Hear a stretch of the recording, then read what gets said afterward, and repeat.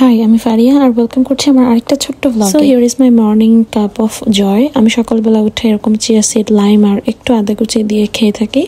So during pregnancy আমি এটা skip করেছি, বাট এখন এটা রেগুলার করেছি। এরপর আমি ফিডিং বটলগুলো এভরিডে এভাবে ক্লিন করি, একটা ক্লিনজার দিয়ে বেশ কিছুক্ষণ ভিজিয়ে রেখে তারপর খুবই ভালো করে পরিষ্কার করে এগেন আমি স্টেরিলাইজ করি।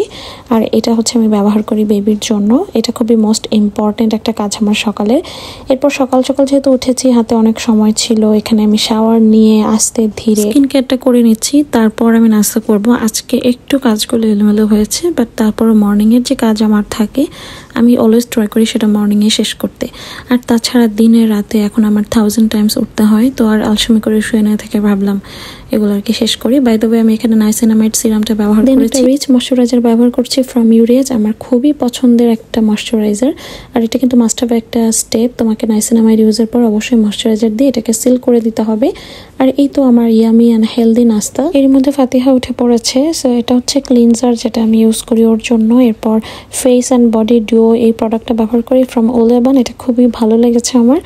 অ্যান্ড আমি যেমন নিজের জন্য ডিও প্রোডাক্ট ইউজ করি, আমার বাবুর জন্য আমি সেম করি।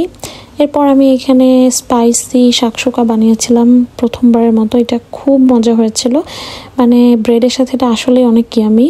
দেন দুপুরবেলা আমার মন চাচ্ছিল একটু খিচুড়ি গরুর মাংস খেতে, সো তোমাদের ভাইয়া রান্না করে দিয়েছে মজার খিচুড়ি গরুর মাংস। এরপরও চলে গিয়েছিল হচ্ছে মলে, ওর একটা ফোন খুবই ইমার্জেন্সি দরকার ছিল সেটা আনতে। And this is the phone, it's Redmi note 13 5G। ফোনটা আমার এত ভালো লেগেছে। র্যান্ডমলি ইউজের জন্য আসলে ফোনটা কেনা, যাতে সে দিনে 1000 বার ফেলতে পারে আর তাতে কোনো প্রবলেম না। তার আইফোন 11টা হচ্ছে আমি ব্যবহার করি সব সময়। আমার দুইটা ফোনই লাগে, কেননা আমি ভিডিও করি, এডিট করি। আর আরো একটা থাকলে তো আরো ভালো হতো, তাহলে আরো সহজে ক্লিপসগুলো নিতে পারতাম আর কি, কারণ ফোনের গ্যালারি সবসময় ফুল হয়ে যায়। যাই হোক, ফোনের পেছন পার্টটা এরকম দেখতে একদমই স্লিম একটা ফোন, খুবই লাইট ওয়েট আর খুব সুন্দর। সেই সাথে সে আমার জন্য কেক অ্যান্ড ফ্লাওয়ার্স নিয়ে এসেছে, অ্যান্ড অলসো গিফট। এগুলো সব লুকিয়ে রেখেছিল, ততক্ষণে আমি আসলে ফোনটা দেখছিলাম নাড়াচাড়া করে। আর এই হচ্ছে আমার gift. Thank you so much my dear husband, আজকের দিনটা অনেক স্পেশাল করার জন্য, যদিও বা আমার স্পেশাল ফিল হচ্ছিল না।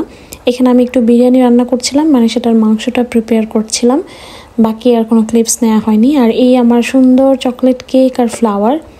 টু বি ভেরি অনেস্ট, এই বছরের কোনো বার্থডের প্ল্যান আমাদের নাই। ওর কিন্তু ছুটি ছিল, চাইলে আমরা বাইরে যেতে পারতাম, বাট আমরা সেটা করিনি। আমি ইচ্ছা করে করতে দিইনি ওকে। আর এই যে আমার গিফট, আমার ফ্রেন্ড নিয়ে এসেছিল পরের দিন। ব্যাগটা এত বেশি সুন্দর সামনে থেকে এবং পারফেক্ট একটা সাইজের, আমার খুব পছন্দ হয়েছে। Thank you so much Shaila ভাবি, এত সুন্দর একটা গিফট দেওয়ার জন্য। কোনোই দরকার ছিল না গিফটের। সো এই ছিল আমার আজকের ছোট্ট একটা ব্লগ। তোমাদের কেমন লাগলো প্লিজ আমাকে কমেন্টসে জানাবা, অ্যান্ড তোমাদের সাথে দেখা হবে আমার নেক্সট কোনো ভিডিওতে। টিল দেন, আল্লাহ হাফেজ।